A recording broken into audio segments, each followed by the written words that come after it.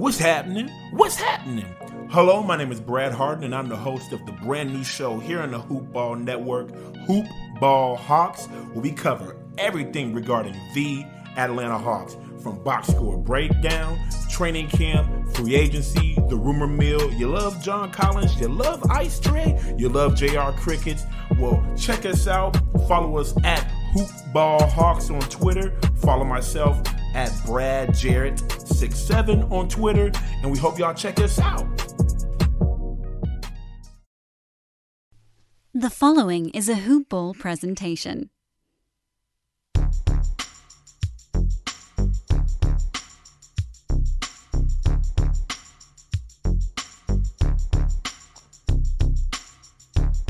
Hello, and welcome to the Hoop Ball DFS Today podcast. I am your host, Micah Patra, joined by my good buddy, Aaron Asmus. We are here to break down this September 24th. It is a wonderful Thursday. We got some good playoff basketball going down, my good friend. But more importantly, how are you? How's your week been? Week's been awesome, honestly. We were just talking a little bit beforehand, busy at the day job, but DFS for me has been going extremely well.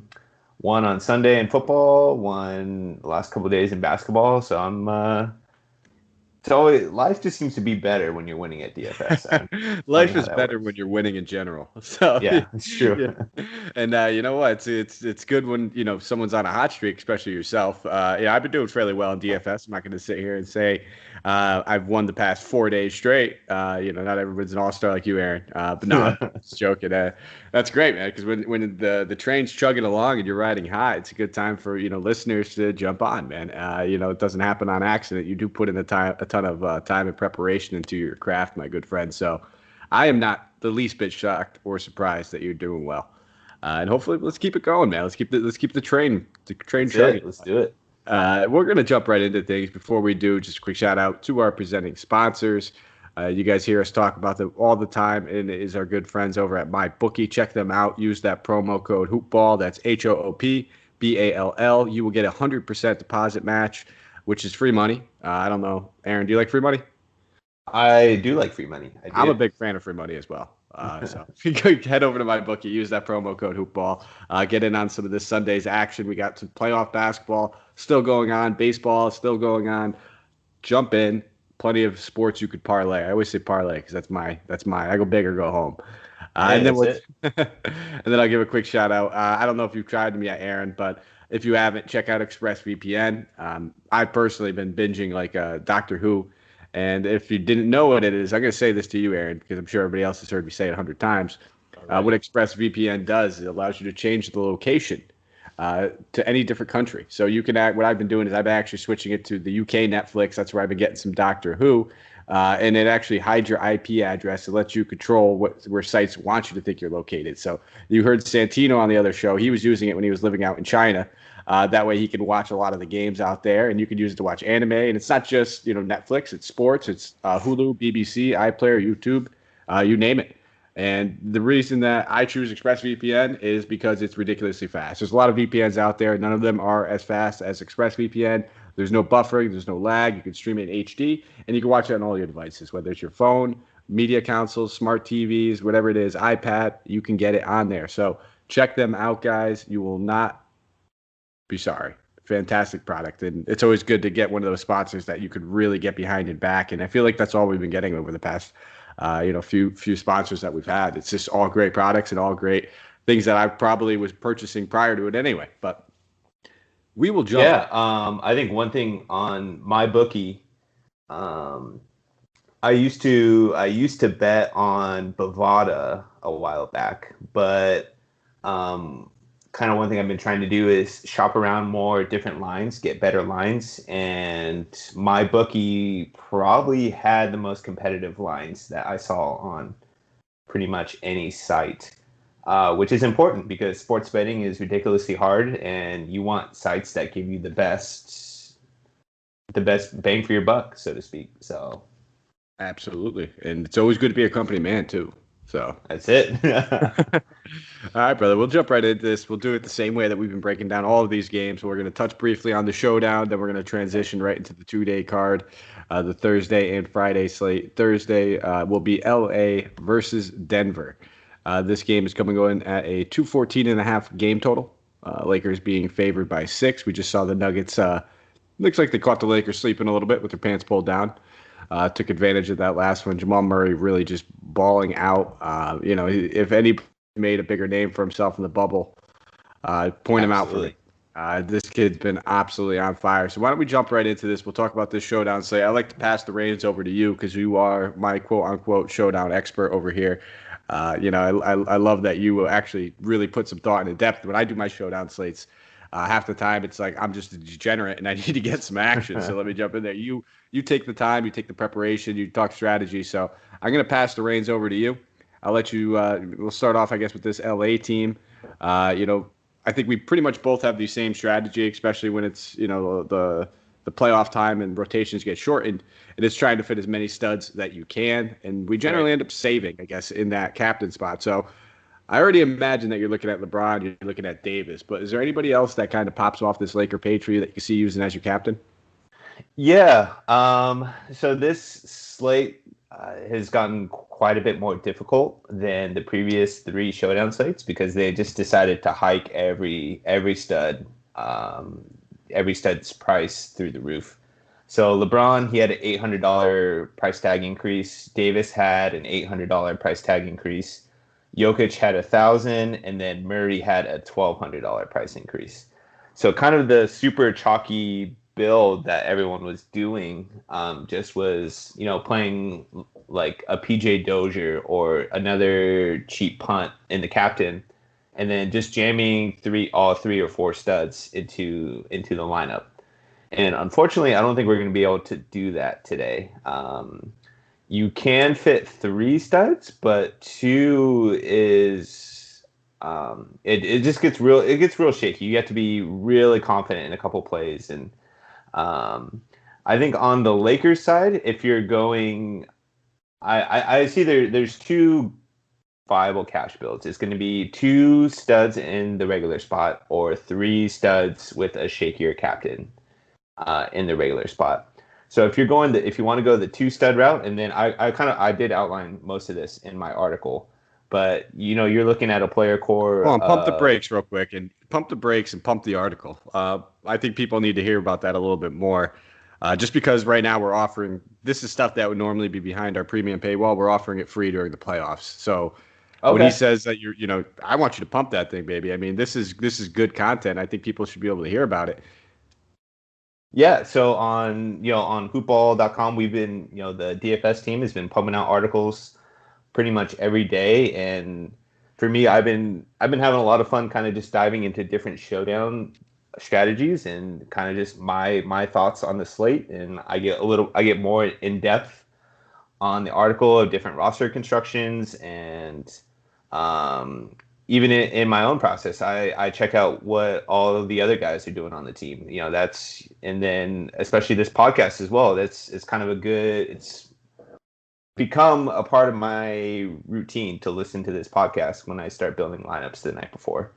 So it's, especially as other sites are kind of starting to focus more on football.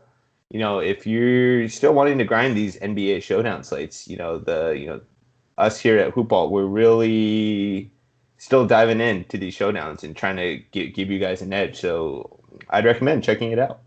Oh, I love it. All right, sorry to cut you off. Now you can get back to where you were. Okay, gotcha. I apologize. Yeah, so I think if you're going to go with the 2 stud in the regular spot build, Rondo at the captain makes a ton of sense to me. He's actually had a very solid floor throughout the playoffs. In his last 10 games, he's only had, he hasn't gone below 20 DK points in the last 8 games, and he's shown a ceiling where he's had 3 games in the high 30s. And there's definitely scenarios where, Jamal Murray, if he shoots 7 for 22 and the Lakers are up by 20 in the fourth quarter, 20, 25 in the fourth quarter, where, Murray's floor is dangerously low. So there's definitely scenarios where Rondo can outscore Murray. Where if you're going with a 3-stud build where you're putting Murray as that third stud, you don't have access to that same upside with a guy like Gary Harris or Alex Caruso in the captain spot. So I'm weighing both options right now. I honestly just don't have a strong lean. I think both are totally viable going into this slate, but I think Rajon Rondo would be my favorite captain in a 2-stud build. And then we'll talk about the 3-stud build and some of the demo guys a little later on. All right, but I'm with you though. I think Rondo he's the guy that I immediately popped off the page. It's just Caruso, he's probable. Danny Green's probable, but Caruso's been dealing with some wrist soreness. If increased minutes, Rondo's a per minute monster. The only thing that holds him back are those games where he's playing 22 or 24 minutes. The second he starts to creep up on 30, you're pretty much guaranteed to hit value with just those ancillary stats that he gives you. So I'm with you. I'm all over Rondo. I think this is a good matchup for him. Great price tag for him too at his incoming salary, and then we'll get to that 2-game slate like that salary as well. What about some of these other ancillary guys? I mentioned Danny Green, Caldwell Pope is another guy that pops up on people's radar. Kyle Kuzma, if you're name chasing, but I don't think avid DFS players have been very attracted to him. But do any of those guys stand out to you as guys that you can see yourself rounding out a lineup with? Yeah, I think all three are definitely going to be in play. I just kind of depends on what your roster constraints have. I tend to side towards Caruso just because I think he's the better player of the three guys. But KCP has the highest minutes floor. Danny Green's he's been nicked up and kind of had inconsistent minutes throughout the playoffs. You're kind of getting the same thing with all three. You need hot shooting for them to beat their salary. They're probably all going to be around, somewhere in the 20 to 28 minute range, something like that. I hate to, not take a huge stand here, but if I had to rank them, it'd be Caruso, KCP, Danny Green. It just depends on your salary, honestly. All right. Nah, hey, listen, it's pretty much roulette when you're talking about these guards. Right. They take turns. And I think the only other guy I'm really looking at would be Dwight Howard if I really need to save the money. So, all right, man, let's slide it over to the other side of the ball. Denver, you talked about these price increases. Is that taking one of these guys out of play more than the other? If you had to pick one between Jokic and Murray, who do you see yourself leaning more towards? It's still gonna be Jokic. He's just a better DFS player. I know Murray, he doesn't leave the floor right now. His shooting has been incredible. He just really looks like he's taking a step forward in these playoffs. But, just those 7 for 22 games are just lurking for Murray. And while he did have a really nice close to a triple-double in the last game, that's just not who he is on a game-to-game basis.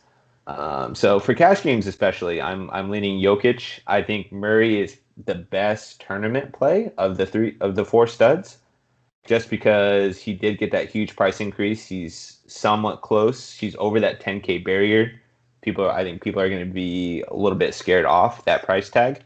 So I would lean Jokic in cash games for a better floor with potentially the best ceiling on the slate, and then Murray for a potential third stud in cash games if you want to build that way, or as my favorite tournament play. Yeah, I've been kind of leaning more of Murray's way during this series just because I genuinely love targeting point guards going against LA, and just knowing that Jokic is going to be walking into a different matchup. He's a little bit priced up from that last series when we came into this series. And then, knowing that he's going against these 3 7-footers isn't always a benefit for him. So I don't mind looking at either one of these guys personally. Chasing that Murray game just doesn't feel right. I think you're absolutely correct. One of those 7 for 22 games are probably on the horizon. Yep. But I don't mind taking a stab at either one of these guys. I probably still slightly prefer Murray. But it's the gap is thin with the price increases that we're seeing towards him too. So. All right. What about some of these other guys? Jeremy Grant coming off of what could be one of his best games of the bubble so far. Played absolutely phenomenal. 2 steals, 3 rebounds, 26 points, shot 7 of 11. Do you think that's a performance that we'd be fool's gold? Do you think we're chasing, or do you think it's something that maybe doesn't replicate the exact same line? I doubt he drops 26 again. Right. Takes 12 free throw attempts. I don't know if that's going to happen again. I think that 12 free throw attempts is probably more than he's taken in the past 6 games combined. But Or I the whole definitely, playoffs. yeah, probably. I still think he's an option, just for his defensive ability and just he's going to be a stopper. He's going to have to play him as many minutes as he can possibly handle before he fouls out. And I mean, it's been evident that Millsap and Michael Porter Jr. just aren't getting it done.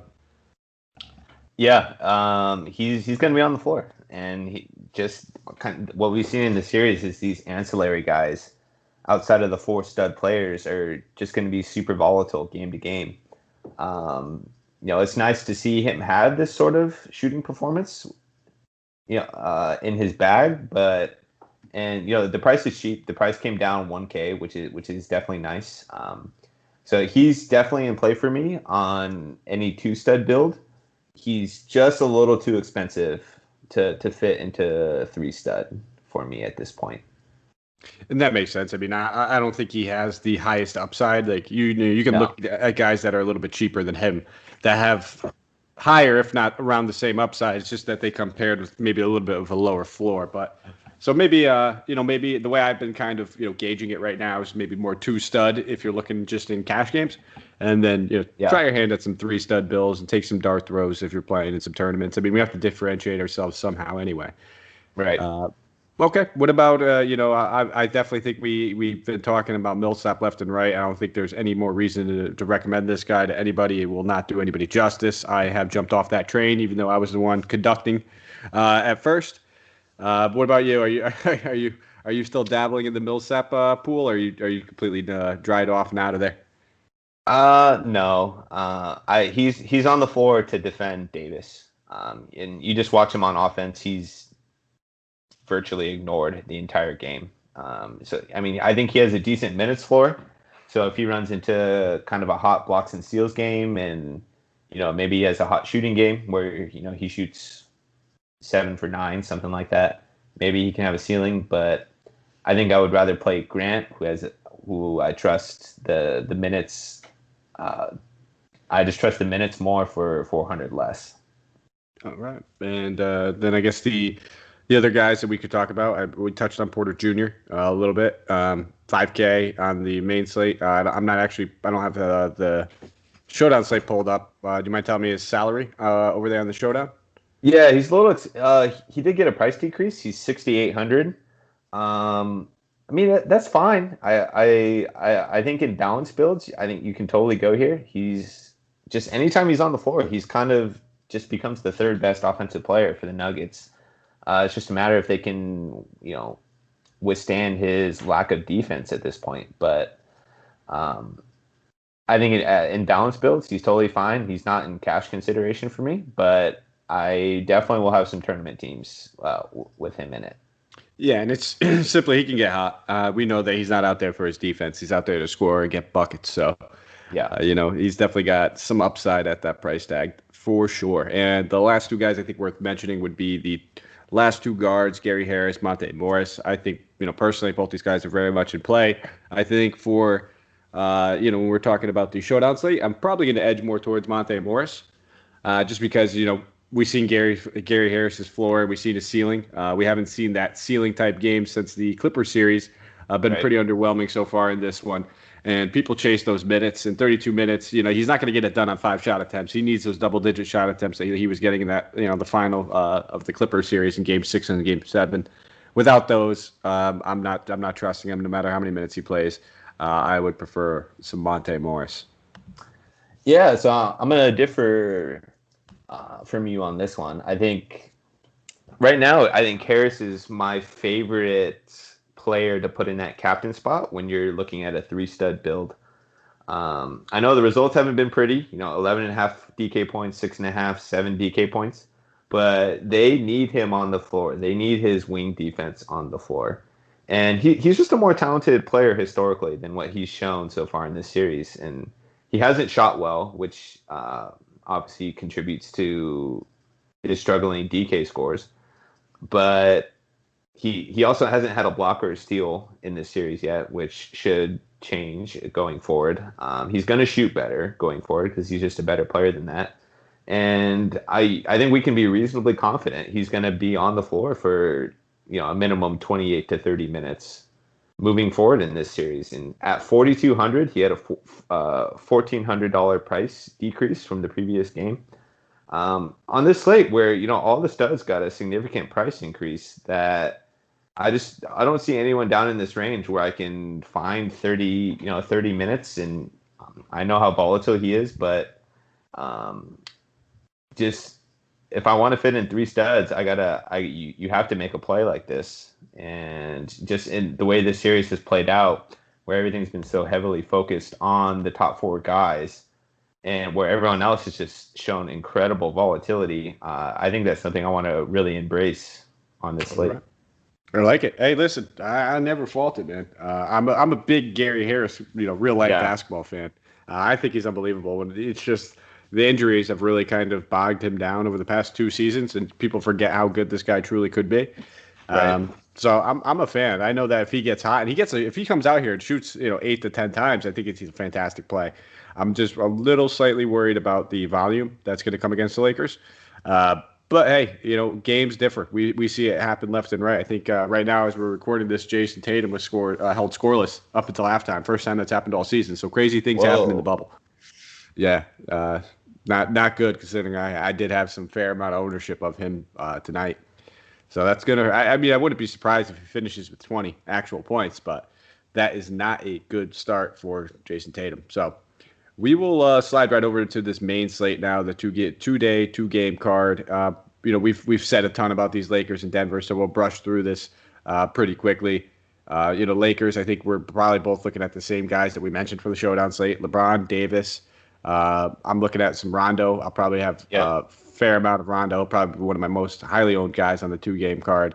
And then it's probably just going to be some of these wings between Caldwell Pope, the Danny Green, if you want to play roulette with those 2 guys, and Dwight Howard if you're desperate.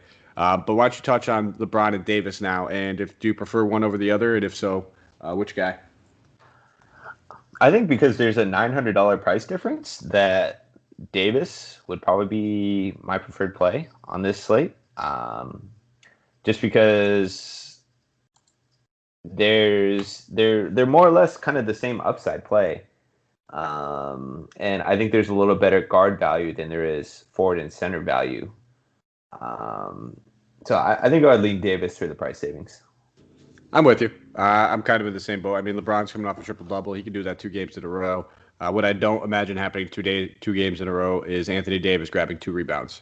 Right. That is not something that we see very often. Actually, when we look back, the last time he's grabbed less than 6 was back on the 24th of August. So I would anticipate another solid performance from Anthony Davis. Nice little bounce-back game. And LeBron's going to be LeBron. Listen, if you can get him in there, make it work, sure. I'm not going to knock you for that. He's going to do king-like things every single time he touches the floor. And I think one other guy. I'm sorry. Yeah. No, hit it, man. One guy I wanted to touch on, and I think we forgot to mention him on the showdown as well. Dwight Howard at 3,400.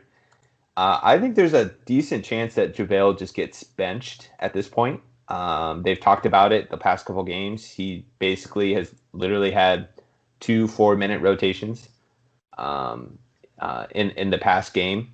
So if Dwight ends up just straight up replacing him in the starting 5, I'm not expecting 28 minutes or anything, but I think 18 to 19 is super realistic for him. And at 3,400 on the 2-game and then 3,600 on the showdown, he'd be close to a must play on the showdown if he was starting. And then I think he would probably be one of the best values to just jam in all the studs on the 2-game. That's a great call. And let me ask you this: if he does start, do you worry? I mean, like I just said, I don't expect another 2 rebounding game, but I imagine Dwight Howard impacts the glass a little bit more than JaVale would. Dwight Howard pretty much lives on the glass, so that might make me think about Anthony Davis a little bit more. But I'm not going to absolutely just say no, not playing him. But I definitely think that'll have a small impact, nothing major, but it might have a little impact on him, just in the rebounding department. Maybe a bit, but I wouldn't expect Dwight to play a ton, a huge increase in minutes. He's been kind of playing around 13 to 14. I'd maybe expect 5 or 6 more minutes. But, at his price tag and how desperate, we are for value on these slates, and just kind of the player he is, where he's historically, 1.1 fantasy point per minute or greater, that's a pretty significant deal. Absolutely. And we'll slide over to the Denver side of things again. Jokic coming in at 10-2, Murray coming in at 8-9, about a $1,300 price difference on these two guys. I kind of said my sentiments on them. I think both are very much in play on the 2-game card. I tend not to play them as much just because I know there's some action I'm going to want in Boston and Miami as well. But where do they fall for you on the 2-game card? I think fairly similar to my thoughts on Showdown. Murray just doesn't leave the floor at this point. It's nice he has shooting guard eligibility, which I think really helps on this slate. He is pretty significant price discount from Jokic. He's $1,300 cheaper. So it depends how much value you end up wanting to play on this slate. But I think with Murray and Davis, you're almost like 2,300 cheaper than LeBron and Jokic, and you're probably getting less ownership, and you still have that immense ceiling with that duo as opposed to if you play LeBron and Jokic. So I think in tournaments, I think Murray and Davis is a really nice way to gain some leverage on the field. I like it, dude. That's kind of the way I've been rolling so far as I've started making my initial builds. I think my first one had Murray, Bam, and Davis in it. Absolutely. So that's nice. You know what? It's not as easy to do, like you said, if you spend that extra, $2,000 up towards a guy like LeBron or something like that. So, that savings does make a big difference. And then the other ancillary guys, I think, Grant, if you could make it work, sure, 5,500 is a price increase, so I'm not going to go out there and just jam them in. It really has to make sense for my lineup constructions, and I'd probably actually even prefer playing Porter Jr. at 500 less. I would expect much lower ownership for my tournaments, so that's kind of the way I'm looking. Yeah. Grant, maybe the safer cash play, while Porter Jr. I'll look for in tournaments. And I'm going to assume you love Gary Harris on this slate, too, at 4,100. I don't think that's going to change too much, right? Oh, yeah. He fire him up. I'm all in, Gary Harris. There he is, all in. So you know what it is, the Gary Harris truther you could be known as right now. So hey, if he goes for 30, I'll take my victory lap on Twitter. If not, then I'll be in hiding. the Homer Simpson gif where he slides into the bush real fast. Right, that's it. It happens, man. You gotta make I was actually quote unquote the Isaiah Thomas truther at one point, and it was just. It's not a good thing to be, man. It's not a good thing. It's not a good thing. It's just knowing that guy can get it off once in a while, and he's not afraid to shoot when he gets a little opportunity. It was earlier in the season when he was on the Wiz, but we'll slide over now. We'll go hit the next game. We have Boston versus Miami. This game's coming in at a 212.5 game total. Boston being favored by 3.5. This game's going on as we speak, so. We're not going to have too much details exactly of what's going on. Like I said, though, Jason Tatum is struggling mightily. The rest is pretty much business as usual for both teams. Tyler Hero just gets buckets. Love this kid. Love watching him play. If you had to redraft right now, he has to be the 3rd overall draft pick. I was talking to Santino about this off air, and I would probably take him over Barrett at this point. I know it's still very young in their careers. Barrett could easily be an excellent player. I'm not going to judge him off of his rookie season while playing for the garbage Knicks, but this kid looked like... I'm taking Hero. Sure. This kid's a playmaker. It just looks like he should not have fallen. And we see that happen. And just strictly with guys, especially from Kentucky. They're just so talented that, these guys that they're, I think even Karl Anthony Towns, he probably averaged, I think it was like 12 and 11 or something when he was in college. Right. The stats weren't even eye-popping, but everybody knows the talent, and it's just because they're playing next to so many other ball players that could do it. So we'll start with Miami since we're just gassing up Tyler Hero right now. 6,400. Price tag's getting up there, but dude, I'm not going to stop playing him. I can't stop playing this kid. I don't care. I played him in Captain Showdown today for virtually every team, just because he was just so mispriced. He was, I think, the cheapest actual rotation player who actually shoots the ball, other than Daniel Tice, whose new offensive role is to go stand in the corner and just literally stay out of the way.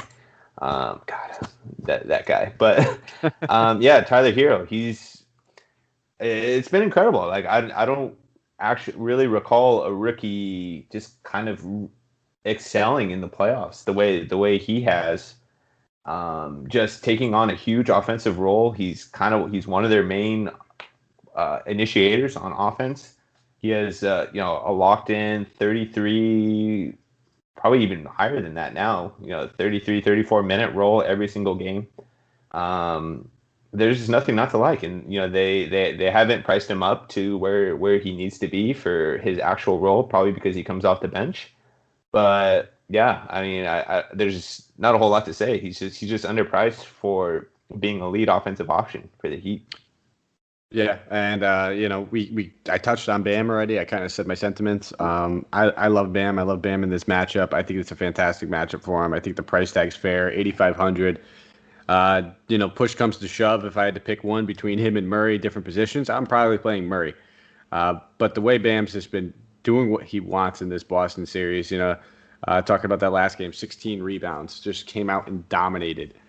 We know the upside that this dude has. They really don't have a body that they could throw in front of him. They'll play Robert Williams here and there, and he does affect them a little bit at the rim, mostly on those pick and roll alley oops and stuff like that. But I don't see how this guy just doesn't keep getting his, and that's kind of why I've been playing him over Butler. Very similar price tags, only a $500 difference. So I don't see myself getting too much Butler. It's going to be Bam. It's going to be Hero. I'll have some Dragic as well. And then I'm also going to be looking at some Duncan, a little bit of Duncan Robinson with how hot this kid's been from three-point land. Easily one of the league's best shooters. But do any of these guys stand out to you as like must-play options? Yeah, I think Duncan is just you. I think you just play him every tournament slate you can. I think if you're a guy who multi-lineups and Duncan Robinson's on the slate, especially for these short slates like this, I think you're kind of just doing tournaments wrong if you don't have some exposure to him. Just because him going 7 for 8 from 3 with a couple other ancillary stats thrown in is just well within his range of outcomes, and he becomes the must-have in order for you to win a tournament. All right, so I think Jimmy, he's been a little more aggressive today, which is nice to see. He's at 13 shot attempts. I'm not sure kind of why he just isn't as aggressive as he should be all the time, if that makes sense. Like, it seems like he's perfectly comfortable being passive for a big majority of the game, and then kind of turning it on in the fourth quarter, or he's just kind of more so content to let Hero and Dragic and Bam have the offense run through them, and he kind of takes a back seat at times, which makes him tough, which kind of makes him a tough play when you're not really sure when he's going to be aggressive on offense or not. Yeah, and I think specifically, the Tyler Hero scoring burst emerging definitely takes a load off of him, and he's able to almost like save his turbo bar for that fourth quarter if he does need to turn it on. Could focus a little bit more defensively, right. And it allows him to take a load off of the score. So, I like I said, I'm never going to say don't play Jimmy Butler, but that's kind of the things I've noticed. Is that he doesn't need to be aggressive. And the thing is, if Jimmy's not scoring 25, 26 actual points, he's at 8K, so he doesn't need that much, maybe like 22. He's never going to, near triple-double or anything. That's not necessarily his type of game. It'll happen few and far in between, don't get me wrong, but when we look at guys like Bam, pretty much lock him into that double-double bonus most nights, guaranteed. So, that's what I'm looking at. And he'll chip in some blocks, he'll chip in some steals, and we know he's one of the best passing centers in the league, so I don't see myself getting too much Jimmy. Crowder with his price tag now up at 6K. I haven't been playing too much Crowder either. Just give me Hero for $400 more every day of the week. And that's kind of been my take. And on Miami, almost this entire series, and I'm probably just going to keep rolling with it. No, I agree. I think Dragic is probably a pretty good buy at 7,200. Again, I think they're just TK is gonna keep doing this where they force you to choose between Kemba and Dragic. And kind of just my feeling on it is in tournaments, at least, the one that's going to be lower owned is the one who had the worst game previously. So kind of just that's how I would approach that situation. Yeah, and Kemba's 5 of 11 right now at 14 points, only 3 assists and 1 board, so he needs to get those ancillary stats up slightly. But I wouldn't fault you if you wanted to look at Kemba. He's starting to look a little bit better. He's somebody I haven't been playing too much, so it's kind of hard to recommend somebody that you haven't really been on. But I don't mind taking a look at knowing that he's playing these big minutes and these guaranteed big minutes. So yeah, sure, take a strong look at him. And then agreed. Anybody else on Miami that you're taking a look at, or should we slide over to Boston? Let's go to Boston. Let's do it, buddy. Jason Tatum, 9,800, coming off of what looks to be a stinker. I don't mind going back to the well. He has 6 points now, so we're talking. There we go. Let's go. He's on the board. So yeah, I don't mind looking back at Jason Tatum, especially I love these situations for him. I hope he finishes with 6 points at this point. I'll lose all the money tonight. I'll be okay with that. Because anytime Jason Tatum just struggles from the field mightily, he comes back roaring. Yep. It's happened time and time again. It's one of my little tidbits I keep starred and circled anytime I see one of those crazy 1 of 16 shooting games or something like that. I come back and I light him back up. So I'll plan on doing that. I'm going to play Jason Tatum again. 9,800. I think it's expensive, but the rebounding upside this guy's been presenting, him and Jaylen Brown both. It's been tremendous, and I don't think that we can take anything away from how well he's played in the series and played in this bubble so far, where this kid's emerging into the top 15 player conversation, top 15 players in the NBA conversation. He's very close to that conversation. There's it's always debatable, and there's some guys you have to bump out that you don't want to bump out, but it's hard to ignore how good this kid really is. So 9,800. We have a lot of studs on this slate. Do you see yourself getting any shares? I think so. Yeah, I think you have to. Kind of one build I was really looking at, just as we've been talking here. Davis coming off the stinker game, Tatum coming off the stinker game. Looks like Hero is kind of balling out right now, so he'll probably garner some ownership. But I think you could really build around those two guys, where people are going to be a little bit more afraid to go back to them because they had a bad game, which our listeners and readers of our articles are much smarter than that to not be worried about recency bias. But you just have an incredible ceiling with those two guys. And I think you get them lower owned, and you can fit most of the really good values on the slate next to them. So I think that, if I were making one tournament team tomorrow, I just kind of talked myself into this, where I think I would start with Tatum and Davis and then build around the really good values. And I think you got a really nice differentiated team. Lock it in. We talked about Kemba Walker already. We kind of gave our thoughts on him and Dragic being very similarly priced. Dragic will definitely be the lower owned, so maybe in tournaments you can gravitate towards that way. Also depends on your build, obviously. I would probably look at Dragic a little bit more in the lineups that do not have Bam. I'm probably going to just lock Hero in. I'm cool with that.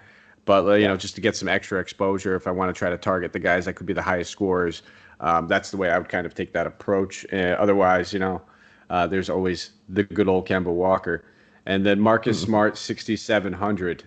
I can't pay this price tag, man. I know he's going down a little bit. He was 69 for the past, 3 games, 68 before that. Yeah, it's down a little bit, but, Gordon Hayward back. This guy just seems to be a decent cash play. I'm just not seeing that tournament ceiling I want to get from him. It's just an awkward price tag. There's Gary Harris, way significantly cheaper than him. Tyler Hero is $300 cheaper than him.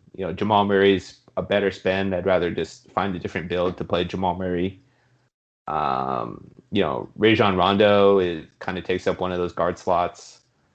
It's just a weird, he'll be low owned. So if you want to go there for tournament leverage, fine. But, I agree with you. It's just, I would stay away on this slate. And then we have the return of Gordon Hayward. So he played 30 minutes in his first game back. Didn't do too much, but provided a little spark for the Celtics. And today he's up to 16 minutes with about 3 minutes left in the third quarter. Close game too. Has 10 points, 3 boards. So it doesn't look like we're going to get that 30-point game or 30-minute game that we were necessarily looking for. He could still grab it, but it looks like it's probably going to be around that 26, 28-minute mark at most. Yeah, and it's tough, man. We really need him to play some decent minutes. He's a good fair price. Don't get me wrong. I don't mind the 6,300, but again, he comes into play, and then it's just like, give me Tyler Hero all day. The benefit with Hayward, though, is he does have power forward eligibility. So that's where I think he comes into play. He's not a guy I'm going to be playing at small forward. He's strictly going to be a power forward option, and it's only going to be in tournaments. Yeah, I think Hayward's a guy I want to, if the series goes 7 games where he has a chance to kind of get his legs under him a little more. It's not surprising they're kind of limiting him down a little bit from the 30 minutes he played. But I think maybe in game 6 or game 7, maybe that's a chance you can get on him where he can get to 32, 33 minutes, a little better minutes ceiling. But there's just too much minutes volatility with him at this point. Absolutely, and I am not touching Daniel Tice. We both just said that, Mr. Stand at the corner. Rest of the playoffs, I'm out. Yeah, we're not in on Tice. Not until that price tag hits 4.8 or something like that. And same thing with Brad Wanamaker for me with Gordon Hayward back. We saw those minutes take a drastic decrease and drop. He was playing 24, 25 minutes, played 9 in that return of Gordon Hayward. Looking at his minutes tonight, he's got about 9, like I said, with about 2 minutes now left in the third quarter. So I am off of the Brad Wanamaker train. If anything, I'd probably prefer to play a guy like Robert Williams because I anticipate, if the Celtics lose this game, they're going to have to start to switch something up. And Robert Williams is a little bit more athletic than Daniel Tice, can possibly stick with Bam a little bit easier, but nothing more than a tournament. Low-owned, GPP, dart throw kind of play. Not saying go out there and play him as a value, but just wouldn't shock me if he goes from playing 10 or 11 minutes to 14 or 15. Agreed. All right, my good friend. I think that about does it. I think that's pretty much everything. Oh, how can we forget about Jaylen Brown? 7,900. Do you prefer him or Butler? Give me Butler. Give me Butler. I just think there's from the Butler we've seen is like a little more passive. I think there's more, and he's still kind of around the Jaylen Brown range, even when he's passive. If Jimmy Butler decides to turn it on, he'll be I think he'll just be a better play. It's close though. I wouldn't mind either way. So I end up landing on Brown just a little bit more because I know the only 2 options I'm really feeling confident with the Celtics right now are Tatum and Brown. And if I'm not playing Tatum and I still want some exposure, half the time I end up landing on Brown. Whereas, looking at Miami, I could play Hero, I could play Dragic, I could play Bam, and I don't need to touch Jimmy. So there's multiple options I can still go to. That's just the way my builds are going. But again, it's basically splitting hairs with these 2 guys. They're both unbelievable. We know what their upsides are. I also just like what Jaylen Brown's been doing on the glass lately. He's been just straight dominating the boards, and that's really elevated his ceiling to a point where we like to see. So I'm cool with him. Not a guy that I'm necessarily going to foundational build piece, but definitely in play. I can see myself having about 20% shares of him. And that is it. So we will be back tomorrow, as always, guys. Thank you for listening. If you have a quick moment, you can give us a thumbs up, a rate, review, all that good stuff. Hit the subscribe. It means a lot to us. It allows us to take that constructive criticism and put it to good use. So we do appreciate it. And then you can find us on Twitter. You can find me at Mike Apotria, MikeApotria. You can find Aaron at Asmus Sports. That's ASMUSSPORTS. And yeah, I got it, man. I'm getting the hang of this, and I even got the schedule. Get ready for this. You guys are gonna be shocked. It's gonna be me and Bretton on tomorrow night. So I actually got the schedule down pat now, with only about a week and a half left of games, or 2 weeks left of games. So never too late though. So thank you guys for listening. We will be back. We appreciate you. Let's go crush some GPPs.